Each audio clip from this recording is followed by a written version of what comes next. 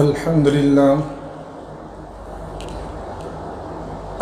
لله نحمده ونستعينه ونستغفره ونؤمن به ونتوكل عليه ونعوذ بالله من شرور أنفسنا ومن سيئات أعمالنا من يهد الله فلا مضل له ومن يضلله فلا هادي له ونشهد أن لا إله إلا الله وحده لا شريك له ولا نظير له ولا معين له ولا مشير له ولا مثال له ولا مثل له ونشهد أن سيدنا وسندنا وشفيعنا وحبيبنا ومولانا محمدا عبده ورسوله أما بعد فقد قال الله تبارك وتعالى في القرآن المجيد والفرقان الحميد فأعوذ بالله من الشيطان الرجيم بسم الله الرحمن الرحيم يا أيها الذين آمنوا كتب عليكم الصيام كما كتب على الذين من قبلكم لعلكم تتقون صدق اللہ العظیم۔ قبل اس کے بعد شروع ہو ایک مرتبہ بلند آواز کے ساتھ درود شریف پڑھ لیں۔ اللہم صلی علی سیدنا مولانا محمد وعلی آل سیدنا مولانا محمد وبارک وسلم کما تحب وترضى عدد ما تحب وترضى یا کریم۔ میرے قابل احترام بھائیوں، بزرگوں، دوستوں، یہ جو رمضان کا مہینہ گزرا ہے، اللہ تبارک و تعالیٰ کا بہت بڑا احسان و کرم ہے کہ اللہ نے اپنی توفیق سے جو ہے ہمیں کچھ عبادت کرنے کی توفیق عطا فرمائی، اور کچھ عبادتیں ہم سے ہو گئی، اور حقیقت دیکھا جائے تو یہ اللہ کی ہی توفیق، اللہ کی مرضی تھی، ورنہ نہ ہمارے اندر طاقت ہے کہ ہم از خود کچھ محنت کر سکیں، کچھ عبادتیں کر سکیں۔ لیکن میرے محترم بزرگوں، دوستوں، اللہ کی جتنی عبادتیں ہیں ان ساری عبادتوں کا ماحصل جو ہے وہ یہ ہے کہ ہمارے دل کے اندر اللہ کا خوف پیدا ہو جائے، ہمارے اندر تقوی آ جائے۔ قرآن کریم میں جہاں رمضان کا ذکر فرمایا ہے، روزے کا ذکر فرمایا، وہاں ارشاد فرمایا یا ایھا الذین آمنوا کتب علیکم الصیام کما کتب علی الذین من قبلکم لعلکم تتقون، کہ ایمان والوں تمہارے اوپر جو روزے فرض کیے گئے ہیں یہ تمہارے اوپر صرف نہیں فرض کیے گئے، تم سے پہلی امتوں پر بھی فرض کیے گئے ہیں، اور اس روزے کے فرض کرنے کا مقصد کیا ہے؟ لعلکم تتقون، تاکہ تمہارے اندر تقوی پیدا ہو جائے، تم اللہ سے ڈرنے والے بن جاؤ۔ ابھی جو پورا مہینہ الحمدللہ ہم نے گزارا تو ہم نے دیکھا کہ ماشاءاللہ بہت تبدیلی آئی لوگوں کے اندر، نمازوں کی پابندی ہوئی، نظروں کی حفاظت ہوئی، زبان کی حفاظت ہوئی۔ لیکن میرے محترم بزرگوں، دوستو، یہ جو اللہ کا مطالبہ ہے کہ تمہارے اندر تقوی پیدا ہو جائے، یہ صرف رمضان کے لیے نہیں ہے۔ یہ جو رمضان کا مہینہ ہے یہ تو ایک سیلبس نصاب ہے ہمارا، کہ اللہ نے ایک نصاب تیار کیا تھا کہ تم یہ ایک مہینہ اس طریقے پر گزارو تو انشاءاللہ آئندہ کے 11 مہینے جو ہوں گے وہ تمہارے اسی رمضان کے اس کے اوپر گزریں گے، کہ رمضان کے اندر ہم تقوی کے ساتھ زندگی گزاری، بد نظری سے حفاظت کری، غیبت سے اپنی زبان کی حفاظت کری، گانے سننے وغیرہ سے اپنے کانوں کی حفاظت کری، اور حرام کھانے سے اپنے زبان کی، اپنے پیٹ کی حفاظت کری۔ تو اب مقصد یہ ہے کہ صرف ایک مہینہ کے لیے حفاظت نہیں ہے، بلکہ پورے سال بھر اب ہماری زندگی اسی طرح گزرنی چاہیے۔ آج عام طور پر ہم لوگ کیا کرتے ہیں کہ رمضان کا مہینہ تو تھوڑا بہت جو عبادتوں میں گزار لیتے ہیں، یا اللہ کے جو منہیات ہیں، جن چیزوں سے اللہ نے روکا ہے ان تب بہت ساری چیزوں سے ہم بچ جاتے ہیں، لیکن جیسے ہی رمضان گزرا ہماری تربیت پر غالب آ جاتی ہے۔ یہ جو اللہ نے ایک تربیتی نصاب بنایا تھا رمضان میں، جیسے رمضان گزرا فوراً ہماری طبیعت، جو شیطانی طبیعت ہماری بن چکی ہے، وہ طبیعت ہماری تربیت پر غالب آ جاتی ہے۔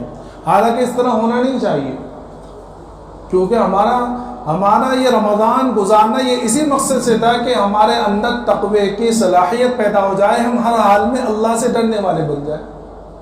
اس لیے آپ نے سنا ہوگا کہ حدیث جبرائیل ہے کہ حضرت جبرائیل السلام جو ہے ایک اجنبی کی شکل میں آئے، اور صحابہ کرام فرماتے ہیں، تو عمر رضی اللہ عنہ جس روایت کے راوی فرماتے ہیں کہ اس طرح آئے کہ آپ کے جو ہے بدن کے اوپر نہ تو گرد و غبار ہے اور نہ آپ کو کوئی پہچانتا ہے، یعنی یہ بھی نہیں سمجھ میں آ رہا تھا کہ آپ مدینہ کے ہیں، نہ یہ سمجھ میں آ رہا تھا کہ مدینہ کے باہر کے ہیں، ایک دم سفید کپڑا اور دھلا ہوا اچھا صاف پاک ستھرا کپڑا۔ اور وہاں کچھ سوالات اللہ کے رسول صلی اللہ علیہ وسلم سے حضرت جبرائیل نے کیے، مل ایمان مل اسلام، تو اس کے اندر ایک سوال تھا مل احسان، کہ احسان کیا چیز ہے؟ تو اللہ کے رسول صلی اللہ علیہ وسلم نے ارشاد فرمایا ان تعبد اللہ کأنک یرا فإن لم تکن تراہ فإنہ یراک، کہ تو اللہ کی عبادت اس طرح کر کے گویا تو اللہ کو دیکھ رہا ہے، اور اگر یہ احسان نہیں ہو سکتا، یہ احساس نہیں پیدا ہو سکتا، تو کم از کم یہ احساس تیرے اندر ہو کہ اللہ تجھے دیکھ رہا ہے۔ تو یہ حدیث جو ہے ایک احسان والی۔ تو ایک شخص آیا ہے حضرت ڈاکٹر عبدالحی رحمۃ اللہ علیہ کے پاس اور کہنے لگا کہ الحمدللہ مجھے احسان کی کیفیت حاصل ہو گئی۔ تو حضرت ڈاکٹر صاحب نے فرمایا کہ ایک بات بتاؤ کہ یہ جو احسان کی کیفیت ہے کہ اللہ تمہیں دیکھ رہا ہو یا تم اللہ کو دیکھ رہے ہو، یہ صرف نماز کے اندر ہے کہ ساری چیزوں کے اندر ہے؟ تو انہوں نے بھی سمجھا کہ بھئی یہاں تو یہ فرمایا کہ تم اللہ کی عبادت اس طرح کرو کہ تم اللہ کو دیکھ رہے ہو یا اللہ تمہیں دیکھ رہا ہو، تو انہوں نے کہا کہ بھئی یہ تو صرف نماز کے لیے۔ تو حضرت ڈاکٹر صاحب رحمۃ اللہ علیہ نے فرمایا کہ میں نے اسی لیے پوچھا تھا کہ بھئی دیکھو یہ حدیث صرف نماز کے لیے نہیں ہے کہ صرف ہماری نماز کے اندر یہ کیفیت حاصل ہو کہ اللہ مجھے دیکھ رہا ہو یا میں اللہ کو دیکھ رہا ہوں، بلکہ اپنی پوری زندگی کے اندر ہمارے اندر یہ کیفیت پیدا ہو جائے۔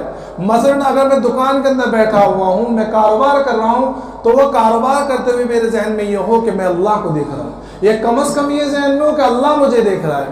تو جب یہ کیفیت حاصل ہوگی تو کاروبار کرنے والا نہ تو جھوٹ بولے گا، نہ دھوکہ دے گا، نہ گالی گلوچ کرے گا، نہ جھوٹی قسمیں کھائے گا۔ کیوں؟ کیونکہ وہ جانتا ہے کہ اللہ مجھے دیکھ رہا ہے کم از کم، یا میں اللہ کو دیکھ رہا ہوں۔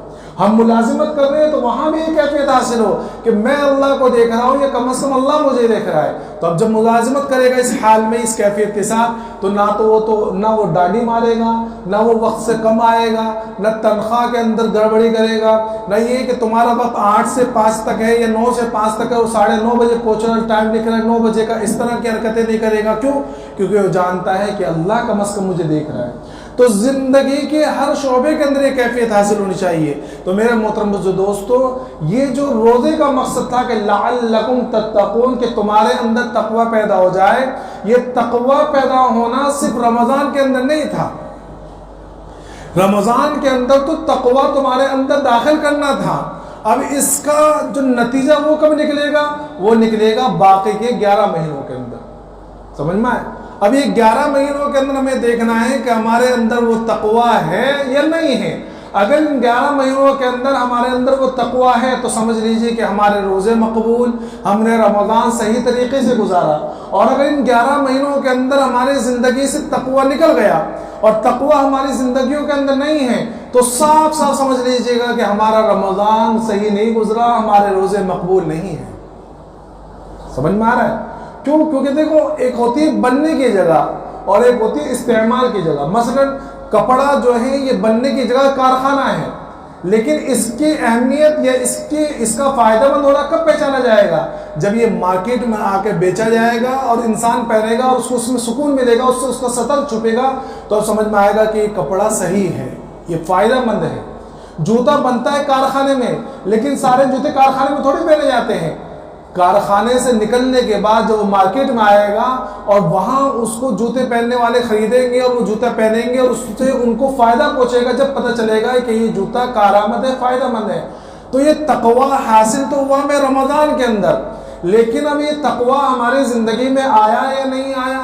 اس تقوی روزے رکھنے کا ہمیں فائدہ ہوا یا نہیں ہوا؟ رمضان کا گزارنے کا فائدہ ہمیں ہوا یا نہیں ہوا؟ یہ رمضان نے ہمارے اندر تقوی پیدا کیا یا پورا رمضان صرف کھانے پینے میں گزر گیا؟ یہ اب پتہ چلے گا آگے کی 11 مہینے کی زندگی میں۔ اب کیا پتہ چلے؟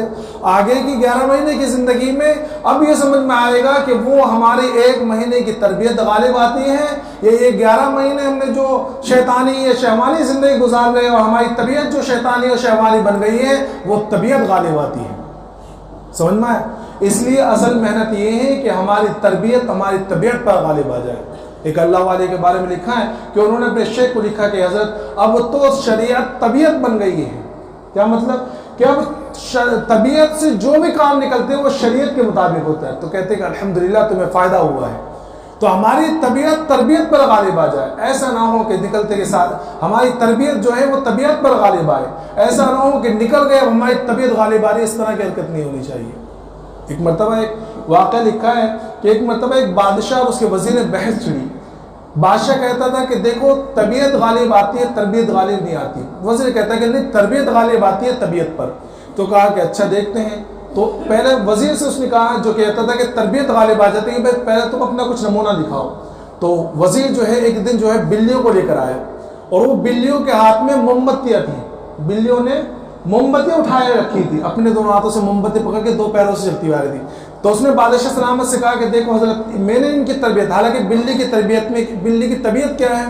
بلی کی طبیعت چلبلے پن ہے, اس کے اندر بڑی شوخی ہوتی ہے. بلی کبھی ایک جگہ بیٹھتی نہیں صحیح سے, کبھی یہاں اچھل رہی کبھی وہاں اچھل رہی, کبھی یہاں بیٹھ کبھی یہ گرا کبھی وہ گرا. یہ بلی کی طبیعت ہے. تو اب وزیر نے تربیت کی بلی کی کیسے کہ وہ موم بتی لے کر آ رہی ہے, سمجھ میں لے کر آئی. تو ظاہر سی بات اس نے بتلایا کہ دیکھو میں نے ان کی طبیعت کے خلاف ان سے کام کرایا اور موم بتی پکڑ کے لا رہی ہے. اس سے پتہ چلا کہ تربیت جو ہے وہ طبیعت پر غالب آ جاتی ہے. تو بادشاہ سلامت نے کہا کہ اچھا کام کرو اپنا یہ ہنر کل بھی دکھانا. کہا کہ ٹھیک ہے بہت اچھی بات ہے. اب دوسرے دن جب یہ لے کے گئے تو بادشاہ نے پہلے سے چوہے منگا کے رکھے ہوئے تھے, سمجھ میں, بادشاہ نے پہلے سے چوہے منگا کے رکھے ہوئے تھے. اب جو وزیر صاحب اپنی بلیوں کو لے کے گئے اور بلیاں لائن لگا کے جب وہ موم بتیاں لے کر آئی تو بادشاہ نے وہاں چوہے چھوڑ دیے. اب جیسے ہی چوہوں کو دیکھا بلیوں نے فوراً ساری طبیعت ختم اور طبیعت غالب آئی کہ ساری موم بتیاں گرا کے چوہوں کے پیچھے پڑ گئی. تو بتلایا کہ طبیعت اصل ہوتی ہے کہ طبیعت تربیت پر غالب آ جاتی ہے, لیکن ہونا کیا چاہیے کہ ہماری تربیت ایسی ہونی چاہیے وہ جو طبیعت پر غالب آ جائے.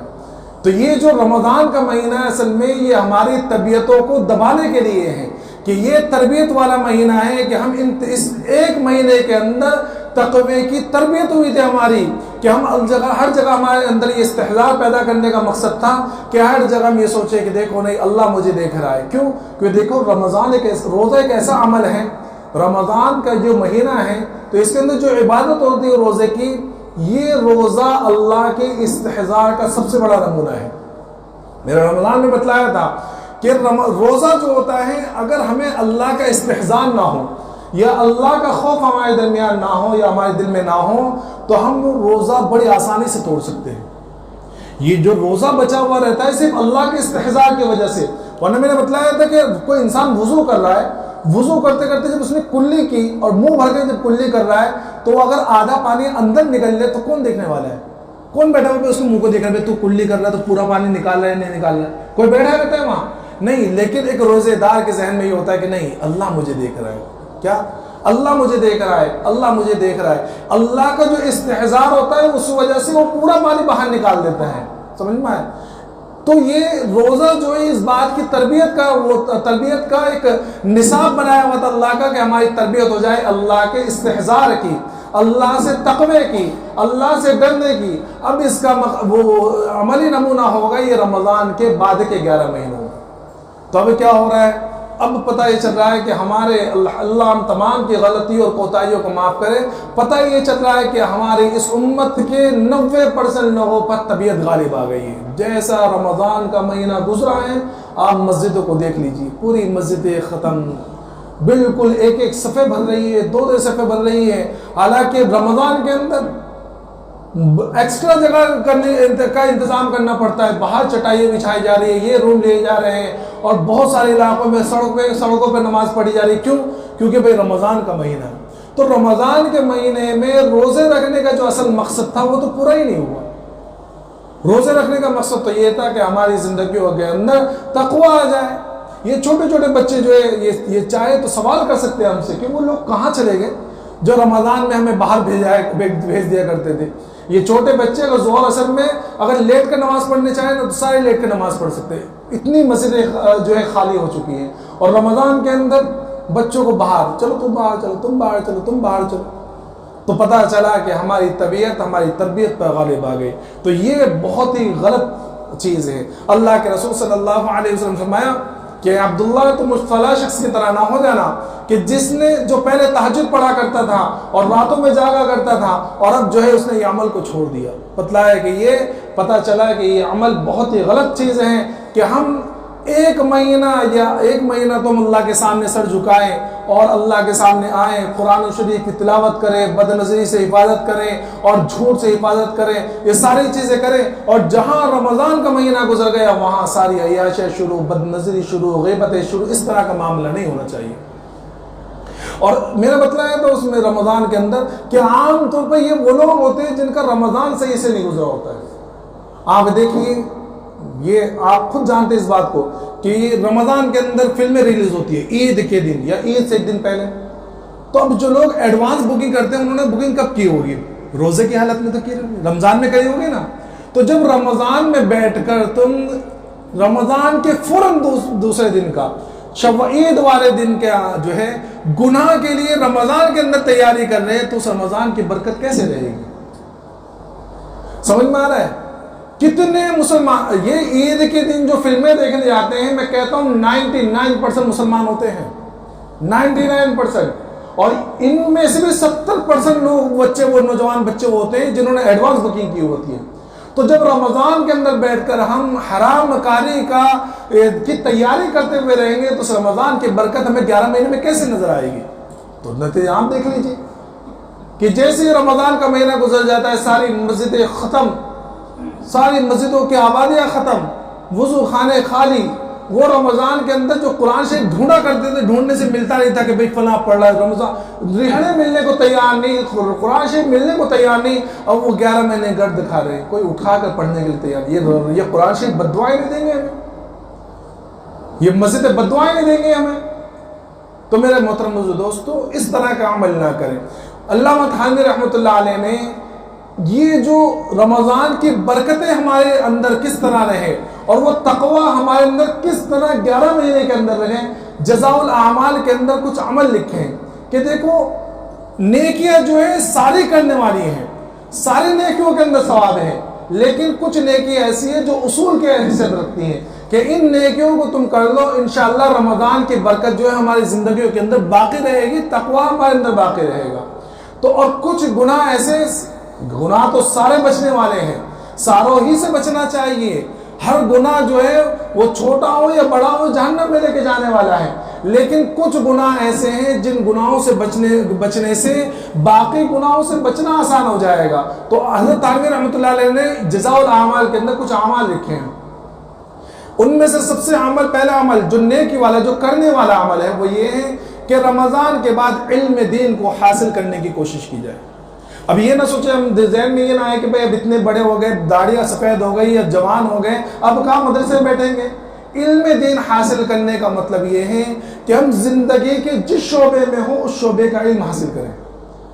مثلا ہم کاروبار کر رہے ہیں، تجارت کر رہے ہیں، تاجر ہیں، بزنس مین ہیں، تو ہم بزنس کا علم حاصل کریں کہ بھئی میں جو بزنس کر رہا ہوں یہ بزنس صحیح بھی ہے یا نہیں ہے، میری تجارت صحیح بھی ہے یا نہیں ہے، میں تجارت اس طرح کرتا ہوں، یہ تجارت کرنا یہ جائز ہے یا نہیں ہے. اس تجارت کے اصول سیکھیں. دیکھو شریعت نے کبھی بھی ہمیں کسی بھی جگہ پر بے سہارا نہیں چھوڑا ہے. اسلام ایک وہ واحد مذہب ہے جس مذہب کے اندر اللہ کے رسول صلی اللہ علیہ وسلم نے اور اللہ تبارک و تعالیٰ نے ہمیں کہیں بھی بے سہارا نہیں چھوڑا. وہ تجارت ہو، ملازمت ہو، حکمرانی ہو، اور جس شعبے میں ہو، جیسے بھی ہو، اللہ اور اس کے رسول نے ہماری رہنمائی کری. سمجھ میں؟ تو ہم تجارت کر رہے ہیں، تجارت کے دین جا کے علماء سے سیکھیں، یا کم از کم کتابوں سے. کتاب پڑھنے کے بعد بھی عالم کی ضرور پڑے گی، اللہ والوں کی ضرور پڑے گی. تو کتابوں سے کچھ علم سیکھیں، جو سمجھ میں نہیں آ رہا ہے تو اپنے مقامی علماء سے جا کر سیکھیں کہ بھائی میں تجارت تو کر رہا ہوں لیکن آپ ذرا مجھے تجارت کے اصول تو بتا دیجئے، تجارت میں کیسے کروں وہ بتا تو دیجئے. کبھی ہم سیکھتے ہی نہیں ہیں، ہم غیروں کے طریقوں کو اپنا رہے ہیں. آپ کو ایک چھوٹی سی چیز بتا دوں، اسلامی تجارت کے اندر ایک باب ہے، ایک اصول ہے اقالہ کا. اقالہ کہتے ہیں لیا و مال واپس کرنا. ہم نے جیسے کوئی شخص ہم سے سامان خرید کے لے گیا، اب اس کو پسند نہیں آیا یا اس کے اندر کوئی نقص نکلا یا کسی وجہ سے وہ اگر واپس کرنا چاہے تو اس کو کہتے ہیں اقالہ۔ اس کے اوپر اللہ کے رسول صلی اللہ علیہ وسلم بڑی خوشخبریاں سنائی ہیں اور ثواب کے وعدہ کیے اللہ کے رسول صلی اللہ علیہ وسلم۔ اب ہم نے کیا کیا؟ ہم نے غیروں کا طریقہ اپنایا، کیا کہ مسلمان بھی اپنی دکان کے آگے لکھ دیتے ہیں نو ایکسچینج نو ریٹرن۔ کیا لکھتے ہیں؟ نو ریٹرن، کہ بھئی بکا ہوا سامان واپس نہیں لیا جائے گا۔ اب جب ہم نے اپنے تجارت کے اندر غیروں کے طریقے کو لے کر آ گئے تو ہماری تجارت میں برکت کہاں سے آئے گی؟ کبھی آپ نے جا کے کسی عالم سے پوچھا ہے کہ بھئی میں تجارت کرنا چاہتا ہوں، آپ مجھے ذرا بتلا دیجئے کہ بھئی یہ مال کو واپس کرنا یا لینا یہ کس طرح ہے، کیسے کرنا چاہیے، یہ جائز ہے یا اس سے ثواب ہے؟ کبھی پوچھا ہے؟ نہیں پوچھا۔ اپنی دکان پہ لکھ دیا۔ حالانکہ باب الاقالہ، یہ بکا ہوا مال واپس لینا یہ شریعت کا اصول ہے، اس کے اوپر ثواب کے وعدے اللہ کے رسول نے بشارتیں دی ہیں، لیکن ہم لوگوں نے غیروں کے طریقے اختیار کر کے لکھ دیا کہ بکا ہوا سامان واپس نہیں لیا جائے گا۔ سمجھ میں؟ اسی طرح یہ جو بھاؤ تاؤ ہے کاروبار کے اندر، جھوٹ بولنا تو مسلمانوں نے ایسے سمجھنا بالکل ضروری ہے، بالکل ضروری ہے۔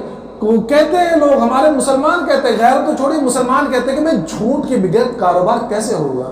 بھائی تو سچائی کے ساتھ کاروبار کر تو دیکھ، تیرے کاروبار کے اندر اگر ترقی نہ ہو تو پھر کہنا۔ جھکتا ہوا تولنا، مسلمانوں نے جھکتا ہوا تولنا چھوڑ دیا، وہ بالکل ہاتھ مار دیتے فوراً، ایسا لگتا ہے کہ جو فوراً سامان اٹھایا دے دیا۔ حالانکہ اللہ کے رسول صلی اللہ علیہ وسلم فرمایا زن ورجح، کہ تولو اور جھکتا ہوا تولو۔ ایک علاقے کے بارے میں میں نے ایک کتاب کے اندر پڑھا کہ وہاں کے لوگوں نے جب یہ اصول پڑھا اور ان کو یہ معلوم ہوا تو وہاں جو ہے عام طور پر مسلمان جو تھے سنار تھے۔ کون تھے؟ سنار۔ تو ان لوگوں نے یہ جب یہ حدیث پڑھی اور ان کو معلوم ہوا کہ بھائی اللہ کے رسول نے فرمایا کہ جھکتا ہوا تولو، تو ان لوگوں نے سونے کے اندر جھکانا شروع کیا، سونے کے اندر۔ حالانکہ سونے کا ایک ایک گرام بڑا قیمتی ہوتا ہے، سمجھ میں ہے؟ کوئی ایک گرام آپ کو ایکسٹرا نہیں دے گا، لیکن ان لوگوں نے سونے کے اندر بھی گرام کے حساب سے جو ہے جھکانا شروع کیا۔ پہلے تو لوگوں نے اعتراض وہ کیا کہ بھئی برباد ہو جاؤ گے، سونا کوئی جھکتا ہوا تولتا ہے، سونا تو بالکل برابر۔ تو انہوں نے کہا کہ نہیں، ہمارے نبی نے کہا کہ جھکتا ہوا تولنا، ہم جھکتا ہوا تولیں گے، سمجھ میں ہے؟ تو جب انہوں نے جھکتا ہوا تولنا شروع کیا تو لکھا ہے کتاب کے اندر کہ کچھ عرصے کے بعد یہ ہوا کہ پورے ملک کے اندر لوگ وہاں سے سامان خریدنے لگے، وہاں سے سونا خریدنے لگے، لوگ لائن لگانا شروع کر دیا کہ نہیں سونا خریدیں گے تو یہیں سے خریدیں گے۔ کیوں؟ کیونکہ یہ جھکتا ہوا تولتے ہیں۔ تو اب بتاؤ کیا نقصان ہوا ان کا؟ بھائی صحابہ کرام کسی ملک کے اندر اس طرح پہنچے، صحابہ کرام کو زمانے نہیں آتے تھے، صحابہ کرام نے جا کے وہاں لمبی لمبی تقریریں تھوڑی کی ہیں، وہاں جمعے کی نماز کے اندر بیان کرنے کی ضرورت تھوڑی پیش ہوئی۔ ارے بھائی جہاں نماز پڑھنے کا موقع نہیں وہاں جمعہ کہاں سے ہوگا، مسجدیں کہاں سے ہوں گی؟ لیکن صحابہ کرام نے جا کر وہاں کاروبار کیا اور اسلامی طریقے سے کاروبار کیا۔ تو کیا ہوا کہ لوگ متاثر ہوئے کہ بھئی کون لوگ ہیں، یہ کہاں سے آئے ہیں کہ جو لوگ اس طرح کاروبار کرتے ہیں؟ تو لوگوں نے پوچھنا شروع کیا بھئی تم کون ہو؟ تو انہوں نے بتایا کہ ہم فلاں ہیں، ہم مسلمان ہیں اور ہمارے نبی نے کاروبار کا ایک طریقہ بتلایا ہے، ہمارے کاروبار اس طرح ہیں۔ تو لوگوں نے ان سے متاثر ہو کے اسلام قبول کرنا شروع کیا، تو پورا کا پورا ملک مسلمان ہو گیا، پورا کا پورا ملک مسلمان ہو گیا۔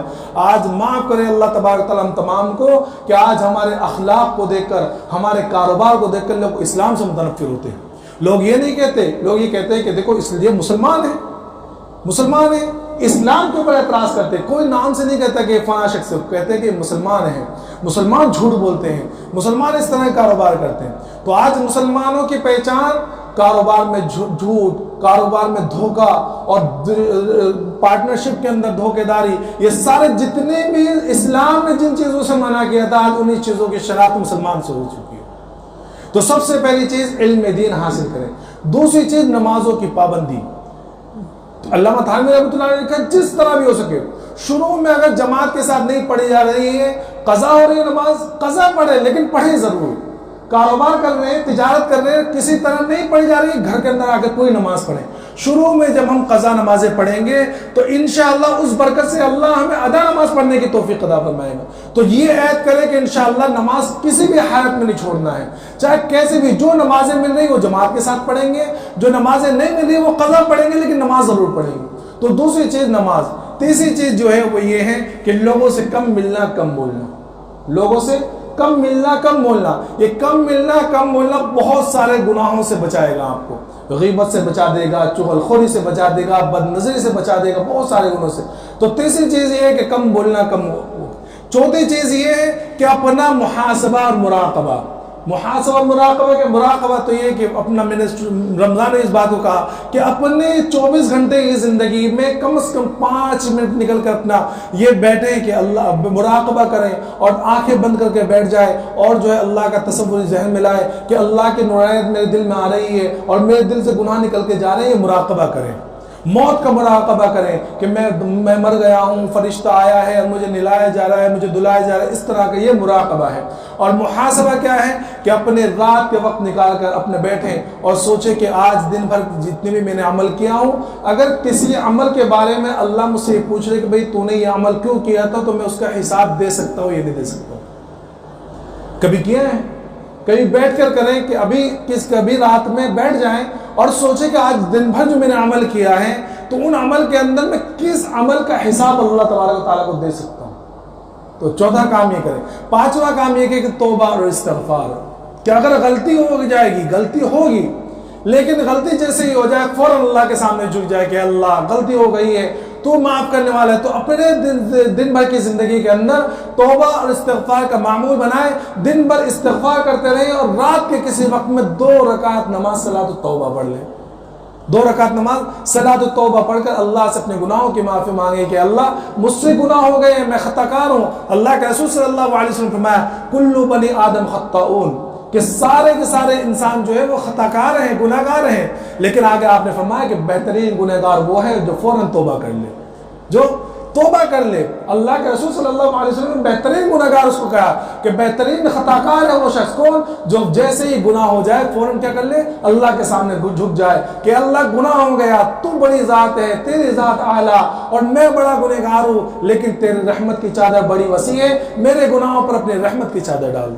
तो ये करने वाले काम है। इंशाअल्लाह अगर ये 5 काम हम करेंगे तो रमज़ान की जो बरकतें हैं और जो रमज़ान का मकसद तक़वे का, वो हमारी ज़िंदगियों में 11 महीने भी रहेगा। और उसके बाद जो है कुछ अमल जो है वो छोड़ने हैं। कुछ अमल क्या है? वो छोड़ने हैं। सबसे पहला अमल जो छोड़ना है वो है गीबत वाला अमल। क्या करना है? गीबत वाला अमल छोड़, कि किसी की तेरी मेरी इसकी उसकी करना ही नहीं है, बस अपना। भाई अपने अफसाने या अपने काम कम है जो दूसरों को लेके बैठे, समझे? अपना कम है कि जो दूसरों के वो लोग होते हैं जो अपना नहीं देखते, वो दूसरों के पीछे पड़े रहते हैं कि फला फला फला फला फला फला की छोड़, अपनी देख भाई। तो गीबत से बचना। दूसरा बद नजरी से हिफाजत, बद नजरी से हिफाजत, समझ में आया? गैर महरम पर नजर पड़ना, ये फरमाया अल्लाह के रसूल सल्लल्लाहु अलैहि वसल्लम ने कि ये नजर जो है ये शैतान के तीरों के अंदर से जहर में डूबा हुआ तीर है, कि जब ये कोई इंसान बदनजरी करता है तो ये समझ लीजिए कि शैतान का जहन में बुझा हुआ तीर हमारे ईमान के ढाल के अंदर घुस चुका है। तो बदनजरी से हिफाजत। तीसरी चीज ये है कि औरतों के साथ इख्तिलात बिल्कुल कम हो। कभी ऐसा मौका आ जाए तो फौरन बच जाए, हट जाए वहां से, अपने आप को औरतों से बिल्कुल दूर रखें, समझे? अपने आप को औरतों से बिल्कुल दूर रखें। और चौथा करने वाला काम ये है कि हराम ग़िज़ा से हिफाजत। काहे से? हराम ग़िज़ा से हिफाजत। ये हराम ग़िज़ा बहुत सारे अमल का नतीजा होती है और बहुत सारे गुनाहों को दावत देने वाली होती है। क्यों? क्योंकि देखो ग़िज़ा जो होती है ना, इस ग़िज़ा ही से खून बनता है और खून फिर हमारे रगों में दौड़ता है। अगर हम हलाल ग़िज़ा खिलाएंगे तो हलाल खून हमारे रगों में दौड़ेगा, और हम हराम ग़िज़ा खाएंगे और अपने बच्चों को खिलाएंगे तो हराम से जो खून बनेगा वो भी तो हराम का रहेगा, तो वो हमारे नगों में अगर दौड़ेगा तो फिर अल्लाह की इबादत की तौफीक कहाँ से मिलेगी? समझ में आ रहा है? तो अल्लाह की इबादत की तौफीक कहाँ से मिलेगी? तो अल्लामा थानवी रहमतुल्लाह अलैह फरमाते हैं कि जो करने वाले काम है, इन तमाम कामों को हम करेंगे तो हमारी जिंदगियों के अंदर वो रमज़ान की जो बरकतें हैं और रमज़ान का जो मकसद है कि हमारी जिंदगियों के अंदर तकवा पैदा हो जाए, हम अल्लाह से हर हाल में डरने वाले बन जाए, ये रमज़ान की बरकतें हमारे 11 महीनों के अंदर रहेगी। तो करने वाले काम समझ गए, इल्म दीन हासिल करना, अपनी जिंदगी का जो भी शोबा है उस शोबे के इल्म हासिल करना, नमाजों की पाबंदी और जो है अपना मुहासबा, मुराकबा और तौबा और इस्तिग़फ़ार, ये सारी चीज़ें करना, लोगों से कम मिलना, कम बोलना, और बचने की चीज़ें क्या है? ग़ीबत से बचना, बदनज़री से बचना और हराम ग़िज़ा से बचना। ये सारे वो आमाल हैं जिन आमाल से अगर हम बचेंगे तो इंशाअल्लाह हमारी ज़िंदगियों के अंदर वो तक़वा बाक़ी रहेगा जो असल में रोज़े का मकसद था। تو سارے لوگ اس کے اوپر عمل کریں گے بھائی. اللہ تبارک و تعالیٰ تمام کو کہنے سننے کے ساتھ ساتھ عمل کی توفیق عطا فرمائے. وآخر دعوانا الحمدللہ رب العالمین.